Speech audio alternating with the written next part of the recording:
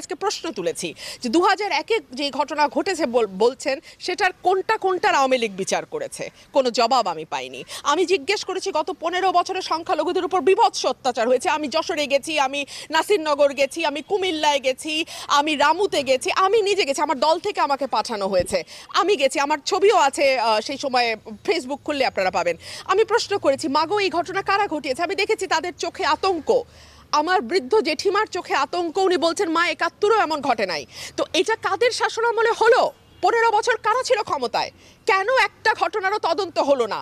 কেন একটা ঘটনারও বিচার হলো না? সেই যে রামুত থেকে আরম্ভ হলো, গত 2 বছর আগে পূজার সময় চিন্তা করে দেখেন তো কুমিল্লার ঘটনা থেকে কি ম্যাসাকার হয়ে গেল, মন্দিরে কোরআন শরীফ নাকি মসজিদে প্রতিমা, আমি জানি না। এই ঘটনা কারা ঘটায়, কি তাদের উদ্দেশ্য, কারা বেনিফিট নেয়? এগুলো সকল ঘটনার সুষ্ঠু তদন্ত করে একটা শ্বেতপত্র প্রকাশের সময় এসছে। গত 50 বছরে যারা এই ঘটনাগুলো ঘটিয়েছে তাদের সকলের পরিচয় প্রকাশ হোক। আমি বিশ্বাস করি আমাদের যারা তরুণ সমাজ, যারা আমাদের নতুন বাংলাদেশের স্বপ্ন দেখিয়েছে, তারা বাংলাদেশে কোনো রকম কোনো বৈষম্য, আমরা আমাদের যেই বাংলাদেশটা আগামীতে দেখতে চাই সেটা নিয়ে মূলত আলোচনা হয়েছে।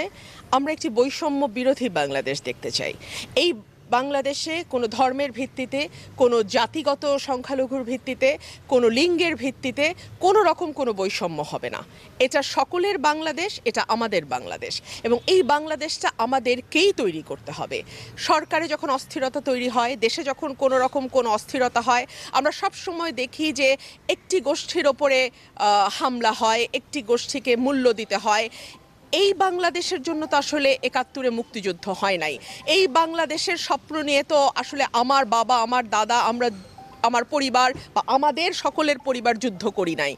ইস্পাহানি পার্বণ, চিনি গুঁড়া চাল, অনন্য ঘ্রাণে, উৎসবে, আয়োজনে। সুতরাং এমন একটা বাংলাদেশ আমরা দেখতে চাই আগামীতে, যেটা আমরা সকলে মিলে হাতে হাত রেখে তৈরি করব। এবং এখন পর্যন্ত স্বাধীনতার 50 বছরে যতগুলো নির্যাতনের ঘটনা ঘটেছে, যতগুলো অপারেশনের ঘটনা ঘটেছে, যতগুলো লুটপাট এবং ভাঙচুরের ঘটনা ঘটেছে, সংখ্যালঘুদের ওপরে হোক কিংবা অন্য কোনো কারণে পিছিয়ে পড়া আছেন যারা, সংখ্যায় যারা কম আছেন, তাদের ওপরে যে কোনো রকম অত্যাচার, সেটার একটা স্বাধীন তদন্ত হওয়া দরকার, এবং যারা দায়ী তাদেরকে শক্তভাবে বিচারের আওতায় আনতে হবে। তা না হলে আসলে সরকার আসবে, সরকার যাবে, এই ধরনের ঘটনা ঘটতেই থাকবে। এই ধরনের ঘটনা যাতে আর না ঘটে, সেই প্রত্যয় এবং সেই প্রতিজ্ঞা নিয়েই আমাদের আজকের যাত্রা শুরু। আমি একটু বিনীতভাবে বলতেই চাই, আজকে আমি রাজনৈতিক বক্তব্য দিতে চাইনি, আমি সম্প্রীতির কথা বলতে চেয়েছিলাম, আগামী বাংলাদেশের কথা বলতে চেয়েছিলাম, কিন্তু যেহেতু আপনি প্রশ্ন তুললেন, আমি বলতেই চাই এই যে 2001-এর কথা বলেন কিংবা 2024-এর কথা বলেন, এটার উপকারভোগী বা বেনিফিশিয়ারি কারা?